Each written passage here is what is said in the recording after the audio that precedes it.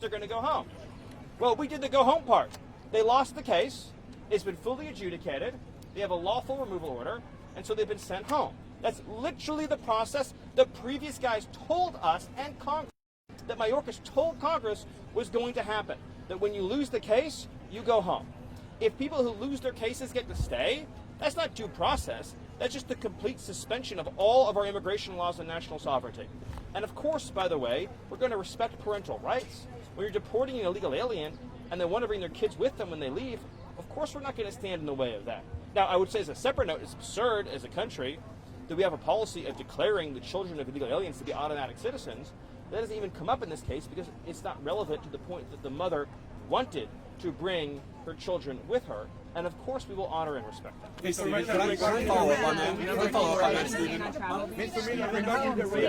Where does the administration stand on its consideration of travel bans at this point? And then following up on the previous question, can you guarantee that migrants who are held in detention facilities have access to legal counsel as you're enacting these immigration policies?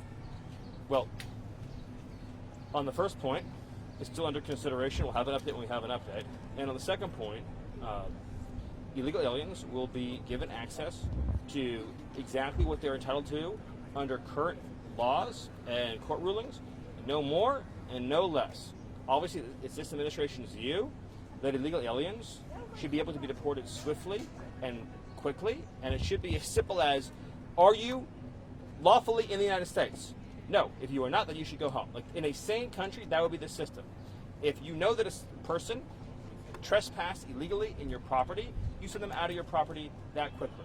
Now, there are a lot of court rulings and other systems that have been put into place that slow things down, but we're going to move as fast as we possibly can to get illegal aliens out of our country. Mr. Yes. Regarding the raid in Colorado Springs this weekend, do you have the nationalities? Because, I mean, against TDA and MS-13, but do you know if there were Colombians around? They found a really popular drug in Colombia, which is called 2C, the pink cocaine. Do you know if there were Colombians? It's a great question. I don't have the nationalities available for you right now. Are you pleased with Stephen? The number of Africans involved in all of this is a lot, or there is no Africans? With respect to which question? The deportation of illegal people.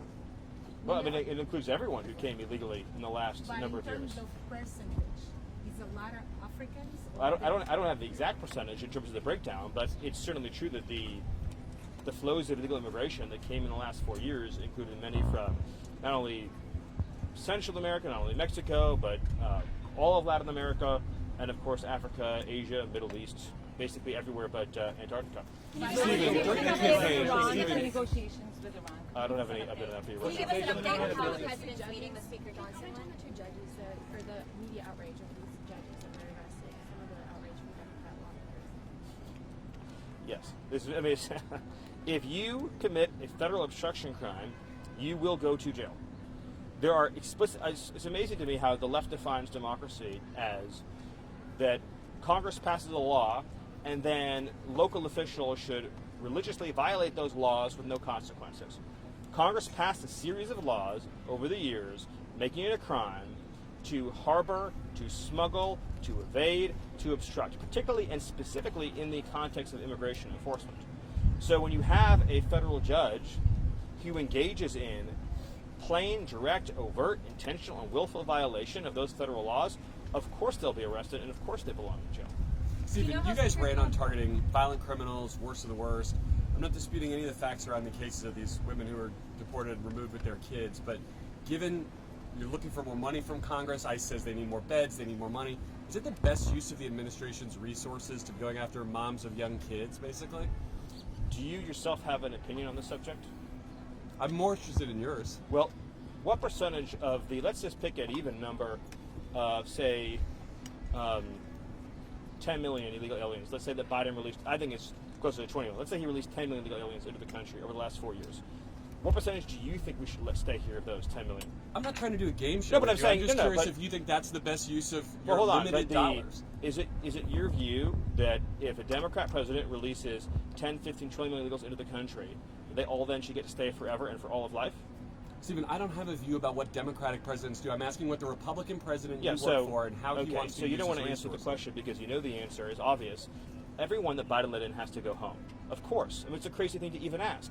You think we should give administrative amnesty to some subset of the illegals that Biden... I'm asking how you're prioritizing the work that here's your how we're administration is prioritizing. doing. ICE is going to continue to focus on raids against high-threat criminal aliens. We're going to use the entire force and power of the federal government to get them all home. Many will choose also to leave voluntarily and take advantage of the CBP Home app. But we are not going to ask taxpayers to subsidize the presence of a single illegal alien in this country. Here's another thing. Do you think that we have some sort of magic 8-ball to see which particular illegal aliens who skip their hearings, which particular gotaways are going to go on to commit a rape or murder? How do you explain to a parent in this country if you chose to release an illegal alien and they committed some heinous crime, why you chose to make that release? From a public safety standpoint alone, you cannot justify setting free a removable and deportable alien. Like in these recent cases, these were all illegal aliens who showed up at an ICE facility for a scheduled appointment. We'd be spending extra resources to set them free. They're already inside of the ICE facility. I mean, think about that. Illegal aliens walked. No, it's a very important point. Illegal aliens walked into an ICE facility and were taken into custody. Could you imagine telling ICE officers to release illegal aliens who announce and present themselves at an ICE facility? Would any other law enforcement agency do that? If a wanted fugitive went into an FBI facility and announced themselves, would they be allowed to walk out the door that very afternoon? I mean, the whole thing's preposterous. What do you People People showing up in a nice facility. And all these people who've lost their lives at the hands of illegal migrants. And then you also have fentanyl, which is ravaging our communities. Friends of mine have died from fentanyl. So do you blame the Biden administration? Do they have blood on their hands? Well, of course they do, but not just the Biden administration. Of course the Biden administration does, but also all of their enablers do. Right? All of the radical left immigration groups and attorneys and NGOs who aided and abetted and supported the invasion. All the Democrat politicians in Congress, like Hakeem Jeffries, who aided, abetted, and supported the invasion, and Chris Murphy, and everyone in the media who knowingly lied and covered up about that invasion for 4 years. They all share in the atrocity, in the calamity. They all have blood on their hands and on their conscience and on their souls. And nothing they ever say or do will ever earn them forgiveness for that because of just how severe those violations were and how many people have died and suffered as a result. That's between them and their maker. But they'll be getting no forgiveness from me, I can promise you. Stephen, Is judicial resistance to Trump's agenda, and what can the administration do to overcome these challenges? Well, it's simply put, it's a war on democracy. President Trump was elected on a mandate to secure the border, to stop the invasion, to send illegal aliens home. You cannot have a situation where one district court judge or a cabal of 10 or 15 district court judges who are radical left, sitting in strictly regional courtrooms, can conspire with each other to shut down the operations of the federal law enforcement function. That is not only antithetical to democracy, it is a direct form of tyranny in which the people of this country are being told that you cannot have the thing that you voted for, even when the thing that you voted for is required by law. All those individuals by law have no right to be here and must be sent home. None of the people that Biden let in have a legitimate asylum claim, have a legitimate claim to relief, have any right or basis to be inside the United States. And now we see a move by the media to say that some subset of the 10, 15, 20 million illegals that Biden let in, who, knowing they're here illegally, choose to stay here, choose to have children, that then we should take the view, oh, you beat the system, you trespass in our country, you failed to leave, you failed to comply with our laws, and now you've had a child, and now what, you get amnesty for life? And what we should ask, what, a laid-off worker in Ohio to now pay for welfare for your entire life? We should ask somebody who lost their job under a factory that closed down under Joe Biden to provide you with free education and free health care. You should wait an extra hour or 2 hours when your kid is sick in the emergency room because you have hundreds of illegals getting frontline care at an ER because they don't have health insurance, they don't have a job, they don't have any savings, they're here to live off of us. What, we should ask struggling Americans to pay for all of that? The whole thing is obscene and it's absurd. I can't even imagine how much time we spend debating how much generosity, how many billions of taxpayer dollars, how much amnesty, how many reprieves we should give to people who chose to come here illegally and take from us and our people. The whole conversation is absurd and offensive. How important is it to have public opinion? Not right now, yes. How important is it to you to have public opinion on your side? Do you risk losing hearts and minds Well, even of a the public? CBS poll showed overwhelming public support for mass deportation. Support for deporting illegal aliens is overwhelmingly popular, as is shutting down welfare, as is removing criminal threats, as is dismantling foreign criminal gangs. This whole thing is just amazing to me. We have an entire media ecosystem, an entire political party devoted singularly to the defense and protection of illegal aliens in general and illegal alien criminals in particular. How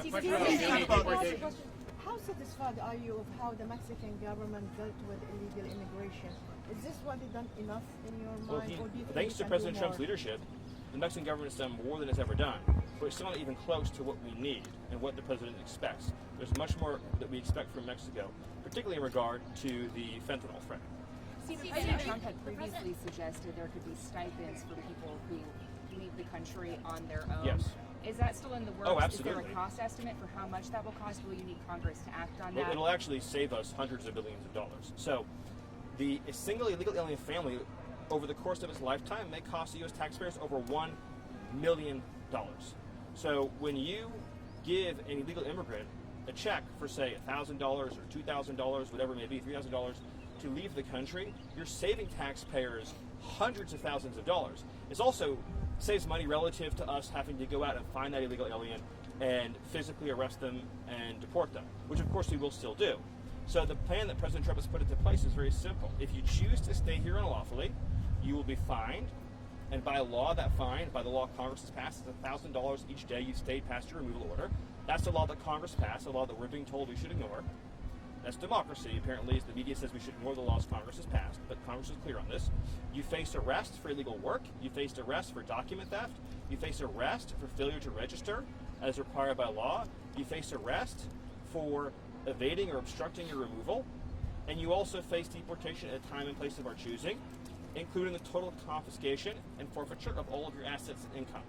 Or you can choose to book a free flight and get a check and go home on your own terms, with your possessions, very happily, and live your life in your home country. I have time for 2 more questions. Yes. Are you frustrated or mad at the Supreme Court for keeping the TDA deportation stay in effect? Well, the FBI released an assessment, as I'm sure you've seen, that not only is Tren de Aragua acting as an arm of the Maduro regime, but they're actively planning assassination plots on U.S. soil. This is horrifying and it's harrowing. This is a foreign terrorist organization operating in the direction and control of an adversarial foreign regime, and we hope and expect that we'll be allowed to remove these terrorists from our soil as quickly and expeditiously as possible. One last question. Stephen, as a Yes. follow to that, though, you keep talking about your dissatisfaction with federal district court judges. You've been asked about the Supreme Court. At what point will the administration accept a decision of the courts, even if it's not in its favour? I don't understand what you're asking. At what Like point? what? No, I mean, what is it? Would you only accept a decision of a court if it's in the administration's Well, but look at the example that favour? was just given. Because of the Supreme Court's ruling, right, the administration, right, is operating under a TRO, a temporary restraining order, on the Alien Enemies Act for illegal alien foreign terrorists who are plotting on U.S. soil, right? So that was a ruling that was issued that's in effect. I don't understand the question. I'll take one more because that question didn't make sense. Question: a million deportations this year. You only had 139,000 so far. Okay. I'll take these 2. Yes. Can you Okay, yeah, do you, comment then on you. Planned Parenthood sponsored today's playbook? I'm just curious how you feel about that. Well, I'm not shocked or surprised. You want to hit a million deportations this year at least. You're at 139,000, and you still hit a million this year. Well, the rate of deportation is increasing every single day. Remember, we inherited a system that was completely shut down, that was completely broke. And now President Trump is working with the overwhelming backing and support of the American public to get that system operating at full speed and efficiency. And once we clear away some of these rogue district court injunctions, we'll be able to operate with an even greater degree of force and speed. And so I think we will vastly exceed that number, in addition to all of the self-deportations that are occurring and will continue to occur. And once we're able to begin applying these increasingly significant consequences financially and criminally for illegal aliens who choose to remain, we will see even faster and quicker voluntary departures from the United States. Bottom line is that the president is going to continue and expand and accelerate the effort to remove from our midst people who have no lawful right to be here, and we will do so without apology. Thank you. That vastly exceeds Thank you, 1 sir. million or 139.